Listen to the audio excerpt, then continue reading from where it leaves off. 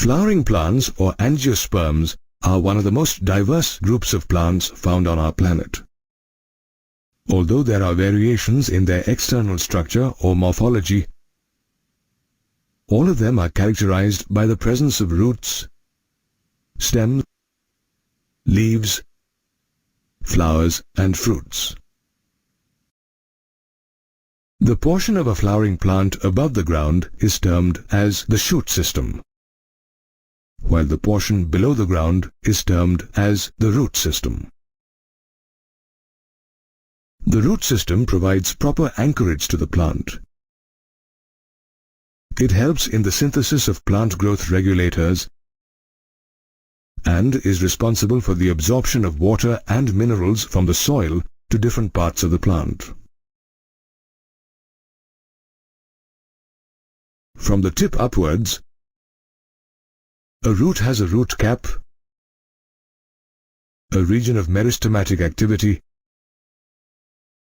a region of elongation, and a region of maturation along with root hairs. The root cap is a sheath of cells present at the tip of the root that protects the root while entering the soil. The region of meristematic activity is just above the root cap, where the cells are very tiny and rapidly divide to produce new cells for growth.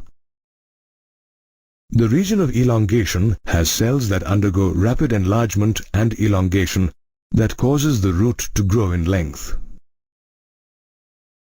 The region of maturation has elongated cells that differentiate and mature. The primary tissues and root hairs develop here. The root hairs are fine, delicate structures that emerge from the region of maturation and assist in the absorption of water and minerals for the plant from the soil. There are various kinds of roots in flowering plants. In dicotyledonous plants like mustard, radish and carrot, the embryonic root or radicle grows into the soil to form the primary root. Multiple lateral roots, called secondary roots, emerge from the primary root. These secondary roots further branch into tertiary roots. The primary root, along with its branches, forms the taproot system. In monocotyledonous plants like wheat and coconut, the primary root is short-lived and is replaced by a network of many large and small roots originating from the base of the stem. This network of roots forms the fibrous root system. These fibrous roots spread laterally and do not penetrate deep into the soil, unlike taproots. There are some plants like monstera and grass,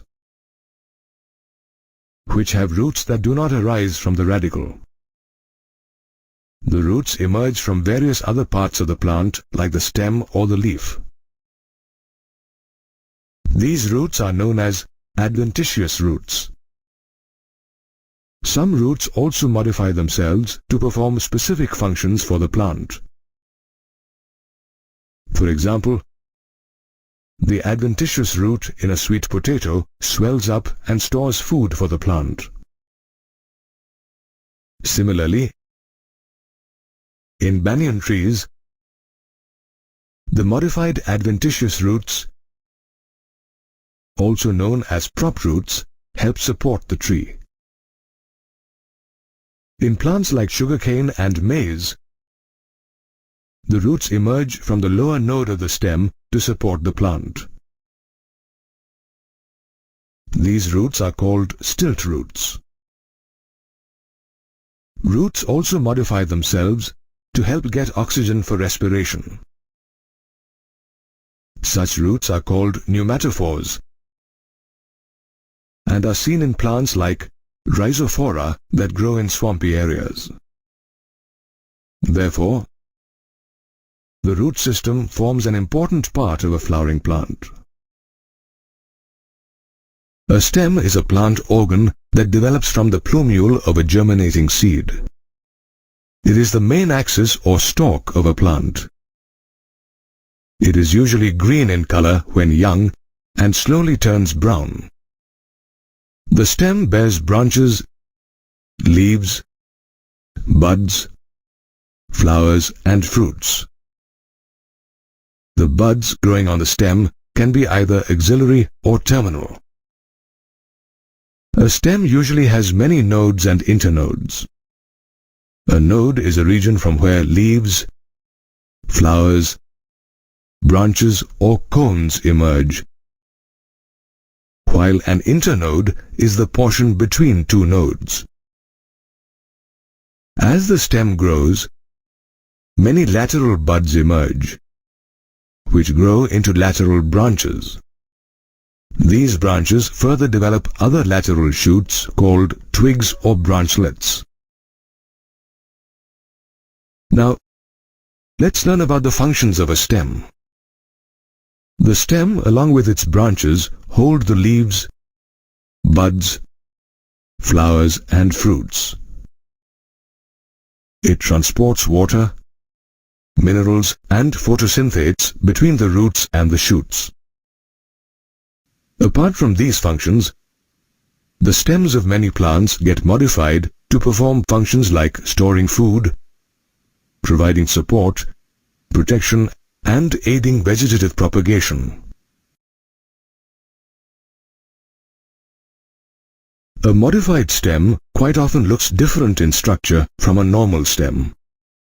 Underground stems of some plants like potato, turmeric, ginger, and colocasia are modified for storing food. Moreover, stems modified to store food help the plant to tide over unfavorable conditions of growth. In some plants like watermelon and grape, slender and spirally coiled stem tendrils emerge from axillary buds. The stem tendrils are modified stems that help the plant to climb. Sometimes, the axillary buds on the stem get modified into straight, woody and pointed thorns, which protect the plant from pasturing animals. Plants like bougainvillea, lemon, and orange are typical examples where the axillary buds get modified into thorns. In plants like jasmine and mint, slender lateral branches arise from the base of the main stem. Initially, these branches grow aerially. Later, they bend to touch the ground and form a new plant. Therefore, these modified stems help in vegetative reproduction. Plants like pineapple and banana also have modified stems that perform vegetative reproduction. In these plants, branches grow out horizontally from the underground base portion of the main stem, which later emerge obliquely out of the soil in the form of leafy shoots. In arid regions, it is common to see plants with flattened or fleshy cylindrical stems. These are modified stems that contain chlorophyll and perform photosynthesis.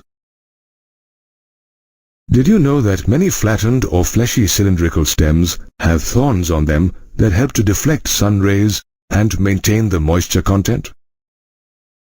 In some plants like grass and strawberry, some stems get modified and grow underground. These underground stems spread to new niches and form new plants as the old ones die. Certain aquatic plants like pistia and ecornia also have modified stems with short internodes. The nodes of these plants have clusters of leaves and small bunches of hair-like roots, which help the plant to stay afloat. The stem, therefore, is one of the main structural axes of a plant, apart from the root. In most plants, the stem grows above the soil surface. but in a few of them, it grows underground. A leaf is a plant organ that exists above the ground and is specialized to carry out the process of photosynthesis. Leaves develop at the node of a stem and generally have a flat and lateral structure. Moreover, they are arranged in an acropetal order. In other words, they develop in succession from the base to the apex of a stem or a branch. Leaves originate from shoot apical meristems and bear buds in their axil. These axillary buds later grow into branches. The meristem found at the tip of a shoot is known as shoot apical meristem. A typical leaf has three main parts: leaf base, petiole, and lamina. The leaf is attached to the stem by the leaf base and may bear two lateral, small leaf-like structures called stipules. In some leguminous plants, the base of the leaf may get swollen, which is known as pulvinus.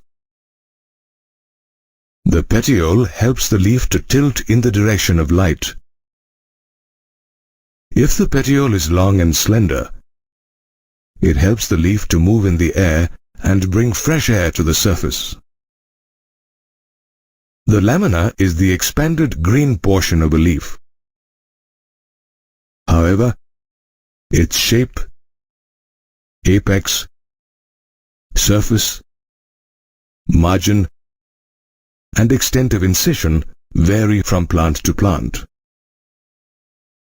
The lamina also has many veins and veinlets running through it.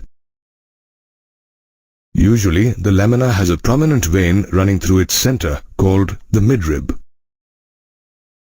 The arrangement of veins and veinlets in a leaf blade or lamina is called venation. Venation is of two types: reticulate and parallel. In reticulate venation, the veins within the lamina form a network, a characteristic that is common to dicotyledonous plants. In parallel venation, the veins run parallel to each other, a characteristic typical to monocotyledonous plants. The primary functions of the veins are to transport water, minerals, and food, and provide rigidity to the lamina. Based on the structure of the lamina, leaves are classified as simple and compound. The lamina of a simple leaf is usually entire. However, when it is incised, the incisions do not touch the midrib. On the other hand, in compound leaves, the incisions reach the midrib and break it into several leaflets. Both simple and compound leaves have a bud in the axil of their petiole. However, buds do not develop in the axil of the leaflets of a compound leaf. Compound leaves are further classified into pinnately and palmately compound leaves. In pinnately compound leaves, there are several leaflets on the common axis or the rachis. The rachis is the midrib of the leaf. In palmately compound leaves, all the leaflets are attached to a common point, which is the tip of the petiole. Apart from classifying leaves as simple and complex, they are also identified as opposite, alternate, or whorled on the basis of their pattern of arrangement on a stem or a branch. This is termed as phyllotaxy. In opposite phyllotaxy, there are two leaves on one node arranged opposite to each other, as in Calotropis, and Guava. In alternate phyllotaxy, only one leaf arises at each node, and the leaf at the next node is in the opposite direction. Alternate phyllotaxy is seen in plants like hibiscus and sunflower. Finally, in whorled phyllotaxy, two or more leaves appear at a node, forming a whorl, as seen in Alstonia. A leaf has many functions. Apart from the primary function of photosynthesis, leaves sometimes get modified to perform functions like storing food, synthesizing food, trapping and digesting food, and providing support and protection. For example, the fleshy leaves of onion and garlic store food. Another plant, the Australian acacia, has petioles that expand, turn green, and synthesize food. Also, certain insectivorous plants like the Venus flytrap and the pitcher plant have modified leaves that help capture tiny insects, which are food for these plants. These insects are digested by the enzymes secreted by the modified leaves. In the pea plant, some leaves get modified into tendrils, which help the plant to climb, whereas in many cacti, the leaves are modified into spines for protection. Leaves, therefore, are an important part of a plant. Apart from carrying out the chief function of photosynthesis, it stores food and provides protection and support in many plants. A flower is the most beautiful and attractive part of a plant that contributes to the process of reproduction. Typically, a flower has four main whorls: calyx, corolla, andrecium, and gynoecium. These whorls are arranged on the swollen end of a stalk called the thalamus or the receptacle. The outermost whorl is the calyx, consisting of sepals. The next inner whorl is the corolla, consisting of petals. Both calyx and corolla are accessory whorls or non-essential whorls of a flower. While the calyx protects the flower in its bud stage, the corolla helps to attract insects and birds for the purpose of pollination. In some plants, such as the lily, both the calyx and the corolla are fused to form the perianth. The whorl inner to the corolla is the andrecium, consisting of stamens, which are the male reproductive organs.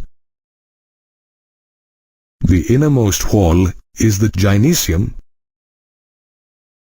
consisting of one or more carpels, which are the female reproductive organs. Both the andrecium, gynoecium are the reproductive organs of a flower. They are also called the essential whorls of a flower. Flowers can be either bisexual or unisexual. A bisexual flower has both andrecium and gynoecium, while a unisexual flower has either andrecium or gynoecium. Flowers can also be either asymmetrical or symmetrical based on the arrangement of floral parts around the thalamus. An asymmetrical flower cannot be divided into two similar halves by any vertical plane that passes through its center, while a symmetrical flower can be divided into similar halves.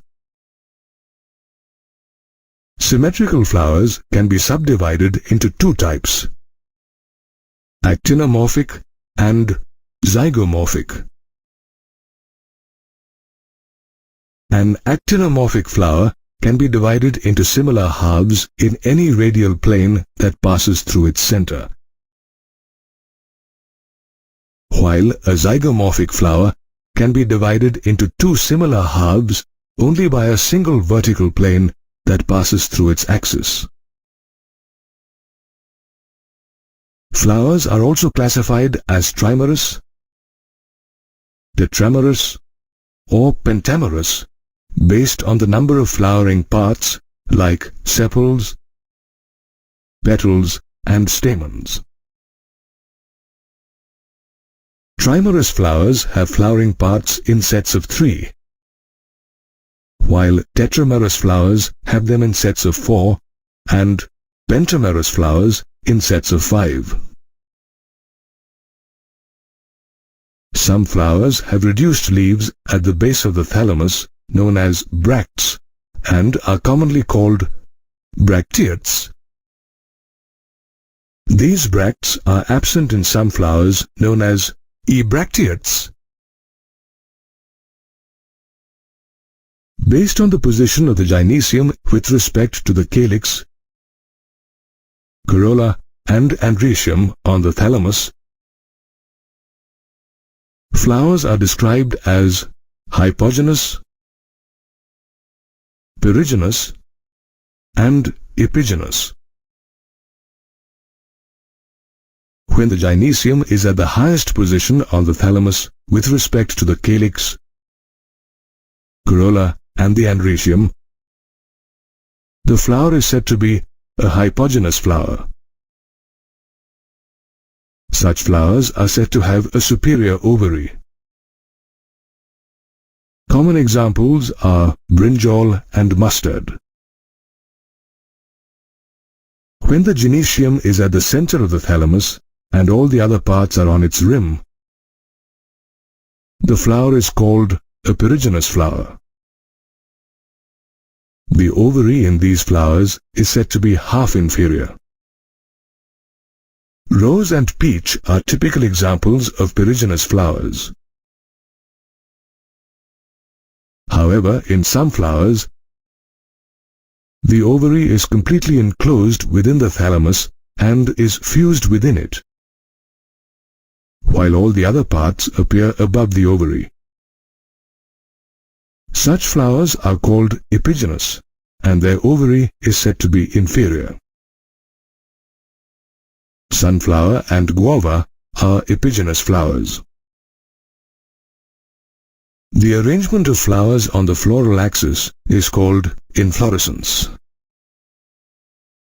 Depending on whether the apex of the floral axis is converted into a flower or continues to grow, two major types of inflorescences are defined: racemose and cymose.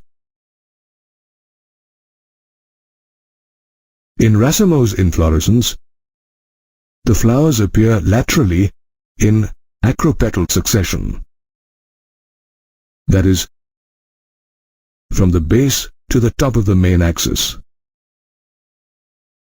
Therefore, the main axis or stalk continues to grow at the tip. However, in cymose inflorescence, the flowers appear in basipetal order or grow in succession from the apex to the base of the main axis. Here, the main axis ends in a flower and further development takes place by the growth of lateral branches. Therefore, Apart from being the most beautiful and attractive part of a plant, a flower contributes to the process of reproduction and helps in the perpetuation of species. A flower is the most beautiful and attractive part of a plant that contributes to the process of reproduction. Typically, a flower has 4 whorls: calyx, corolla, androecium, and gynoecium. The outermost whorl is the calyx, which consists of sepals that are green, leaf-like structures that protect the flower in its bud stage. The sepals can be either free or united. When free, the calyx is called polysepalous, and when united, the calyx is called gamosepalous. The next inner whorl is the corolla, which consists of petals that are usually thin and soft. There is a wide variety in the color and shape of the corolla. It can be in the shape of a wheel, funnel, or bell, and is sometimes tubular. The primary function of the corolla is to attract insects and birds for pollination. Like the calyx, the petals of the corolla can be either united or free. When united, the corolla is called gamopetalous, and when free, it is called polypetalous. The arrangement of the sepals and petals also characterizes a flower. The positional arrangement of the sepals and petals with respect to other members of the same whorl within a flower bud is called aestivation. Aestivation is of many types.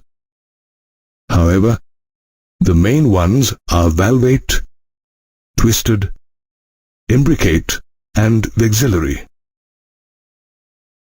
In valvate aestivation, the sepals or petals within a whorl touch each other at the margin with no overlapping, while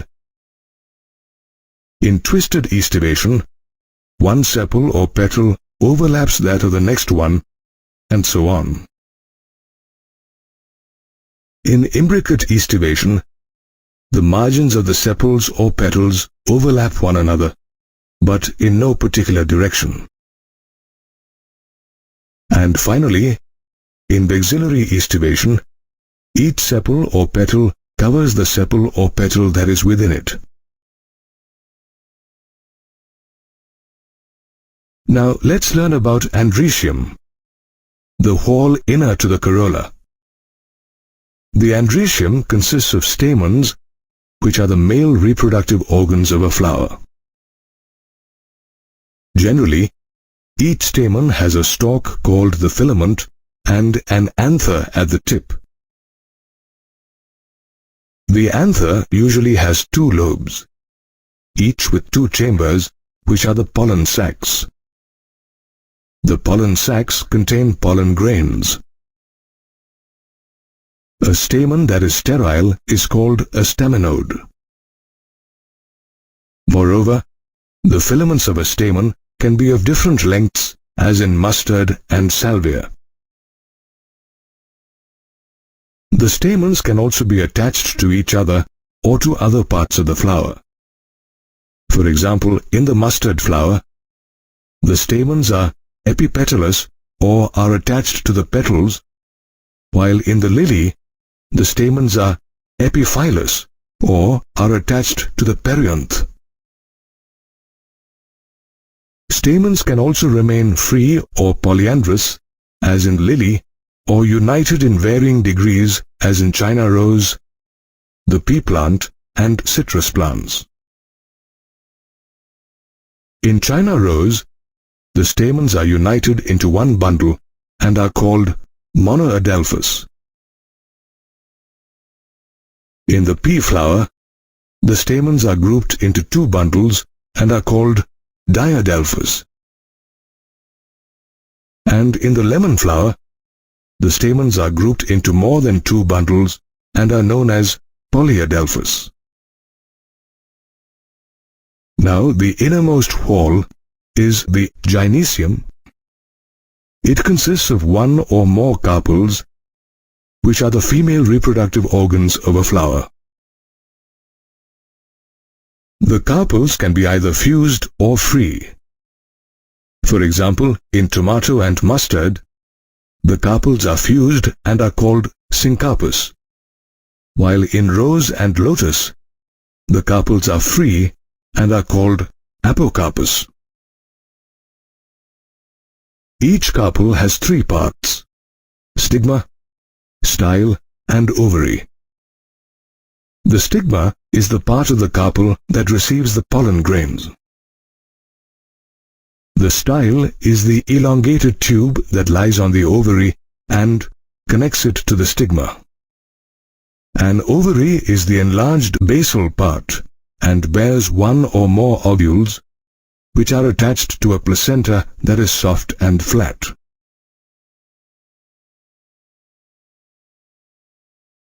Once fertilization takes place, the ovules form the seeds and the ovary develops into the fruit. The arrangement of ovules within an ovary is called placentation.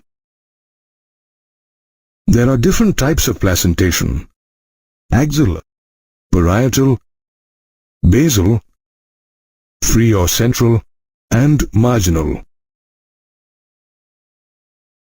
In axial placentation, the placenta is axial and the ovules are attached to it in a multilocular ovary, as in lemon and tomato. In parietal placentation, the ovary is initially single-chambered. A false septum later develops and divides it into 2 chambers. The ovules develop on the peripheral or inner wall of the ovary. Parietal placentation is seen in plants such as cucumber and melons. When the placenta develops at the base of the ovary and a single ovule is attached to it, the placentation is called basal placentation. This is seen in marigold and sunflower. In free or central placentation, septa are absent and the ovules develop on the central axis, as seen in primrose and dianthus. Finally, in marginal placentation, along the ventral suture of the ovary, the placenta forms a ridge. The ovules are borne on this ridge in 2 rows, as seen in the pea plant. The calyx, corolla, androecium, and gynoecium are the 4 whorls of a flower. The calyx and the corolla are the accessory whorls, while the androecium and the gynoecium are the reproductive organs. The word fruit makes one think of an apple,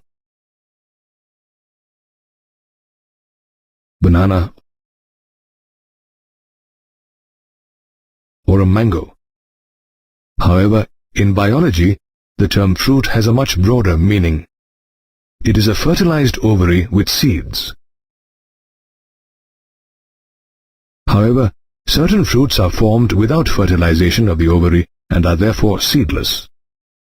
Such fruits are called parthenocarpic fruits, such as seedless watermelon, banana, and orange. Parthenocarpy can be a natural process or may be artificially induced. Once fertilization takes place in a flower, the ovary ripens to form the fruit and the ovules form the seeds. Typically, a fruit is made up of 2 parts: the pericarp and the seed. The pericarp is the fruit wall, and it can be thick and fleshy as in mango, or dry as in hazelnut.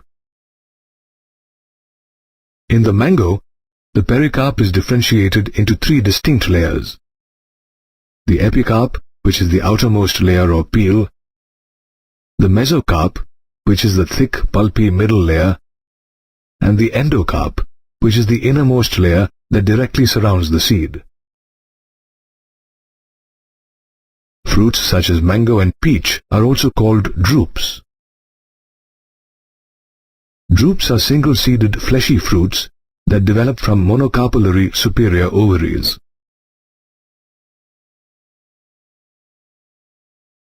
Apart from the pericarp, the other part of a fruit is the seed.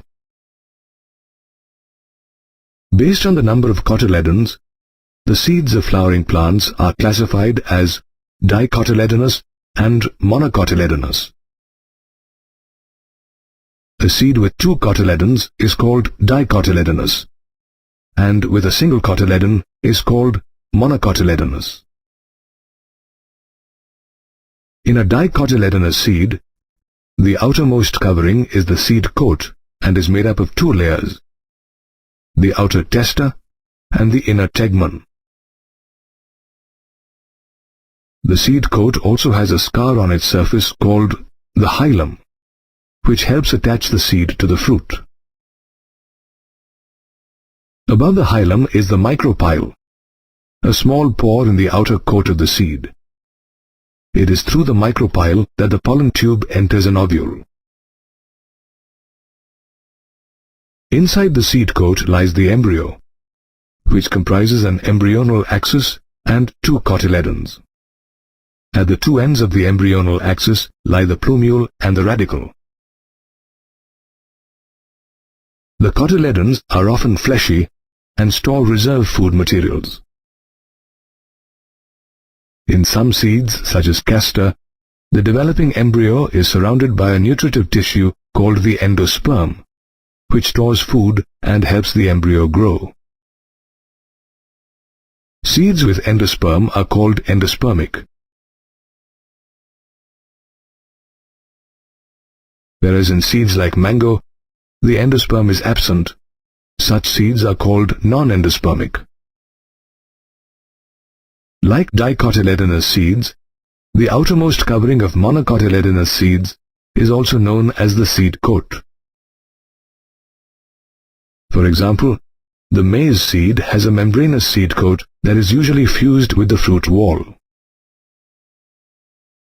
Moreover, like dicotyledonous seeds, monocotyledonous seeds can be endospermic as in maize or non-endospermic as in cymodocea. The endosperm of maize is bulky and stores food, while the embryo is tiny and is placed in a grove at one end of the endosperm.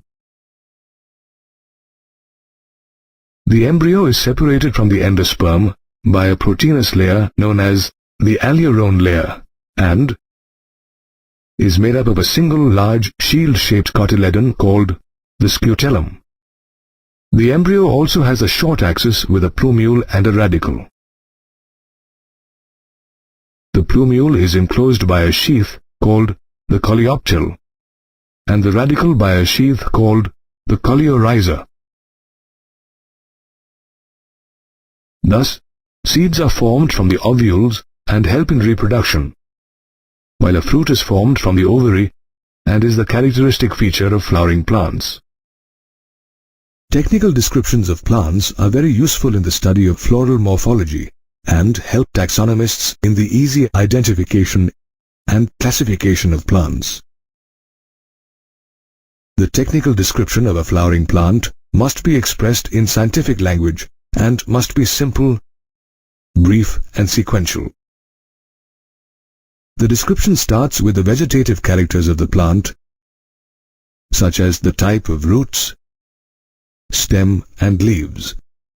This is followed by a description of its floral characters and flowering parts, such as sepals, petals, stamens, and carpels.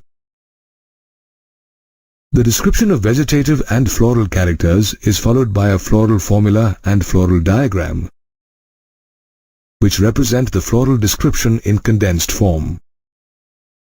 The floral formula is represented by a set of symbols and provides information about a flower such as its symmetry, sex, calyx, corolla, perianth, andrecium, gynoecium, bracts, bracteoles, staminodes, pistilodes, and the number of sepals, petals, stamens, and carpels. The formula also explains cohesion and adhesion within parts of whorls and in between the whorls with the help of symbols. Some of the symbols used to represent the different parts of a flower and the relationships between these parts are as shown. Let's understand the symbols in the floral formula of a mustard flower. The mustard flower is actinomorphic and bisexual. The calyx has 4 sepals arranged in 2 rows and the corolla has 4 petals.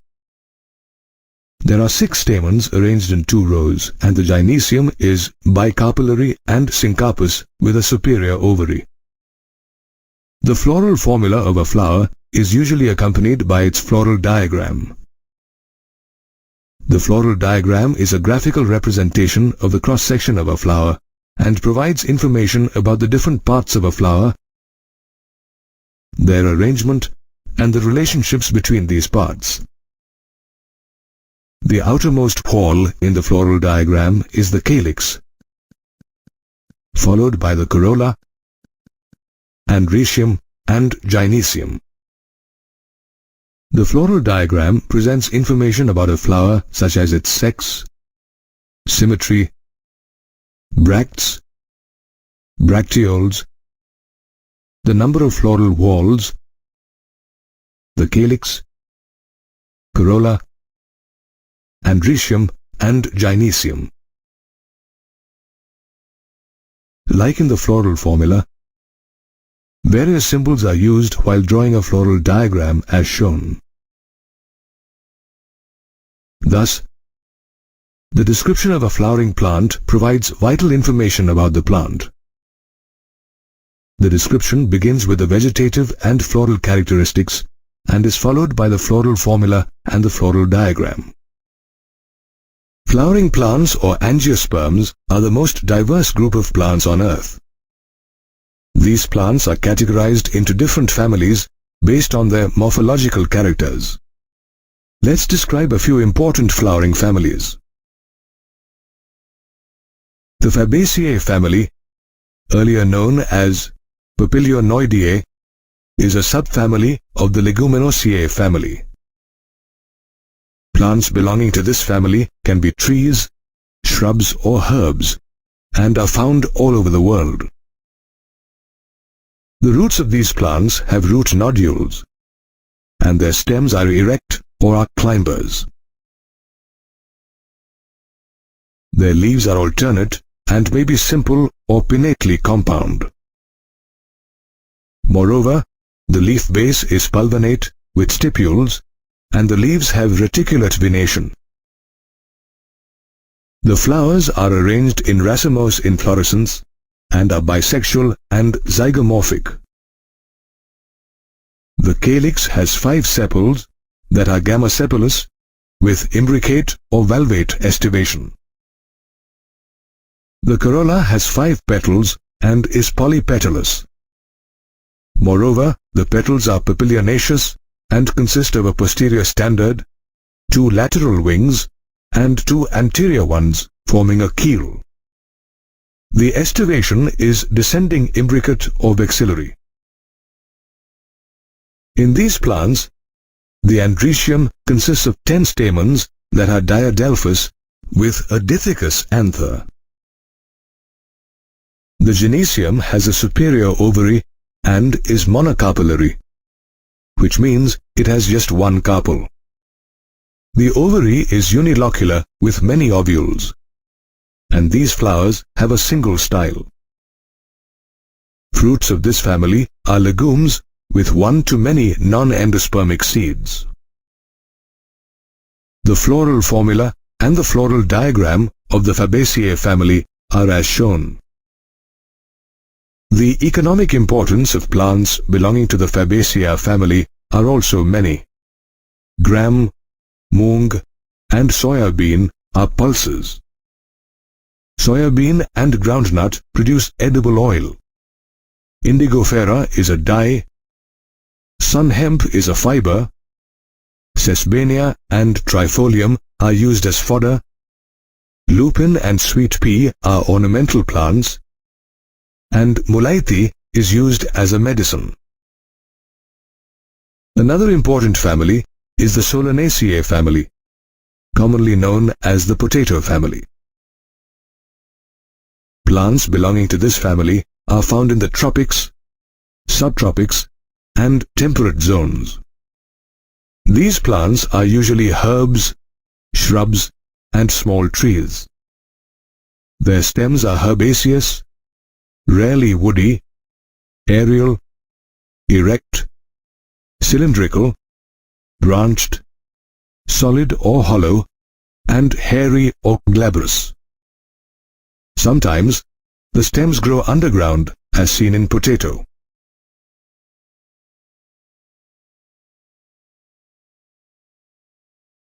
In these plants, the leaves are alternate and simple, and are very rarely pinnately compound. Moreover, they are exstipulate, or without stipules, and have reticulate venation. The flowers are arranged in cymos inflorescence, or may be solitary or axillary. Moreover, they are bisexual and actinomorphic. The calyx has 5 sepals, which are united and persistent with valvate estivation. Like the calyx, the corolla also has 5 petals that are united with valvate estivation. In these plants, the andrecium has 5 stamens and is epipetalous, and the gynecium is bicarpellary and syncarpous. The ovary is superior and bilocular, and the placenta is swollen with many ovules. The fruits of these plants are berries or capsules with many endospermic seeds. The floral formula and the floral diagram of the Solanaceae family are as shown. Many plants like tomato, brinjal and potato belonging to the Solanaceae family are used as food. Chili is used as a spice, and belladonna and ashwagandha are used as medicines. Tobacco has fumigatory properties, and petunia is an ornamental plant. Another important family is the Liliaceae family, or the lily family, which is a characteristic representative of monocot plants. Plants belonging to this family are perennial herbs with underground bulbs, rhizomes or corms, and these plants are found all over the world. The leaves of these plants are generally basal, alternate, and linear. Also, they are exstipulate with parallel venation. The inflorescence is either solitary or cymose, usually with umbellate clusters, and the flowers are bisexual and actinomorphic. In these plants, the calyx and the corolla are fused to form the perianth, which has 6 tepals, usually united into a tube. Also, the perianth has valvate estivation. In the Liliaceae family, the andrecium consists of 6 stamens, and the gynecium is tricarpellary and syncarpous. The ovary is superior and trilocular, with many ovules arranged in axile placentation. Fruits belonging to this family are generally capsules and are rarely berries, while the seeds are endospermous. The floral formula and the floral diagram of the Liliaceae family are as shown. Plants like tulips and gloriosa belonging to the Liliaceae family are ornamental plants. Some like aloe and Colchicum autumnal are used as medicines, and asparagus is used as a vegetable.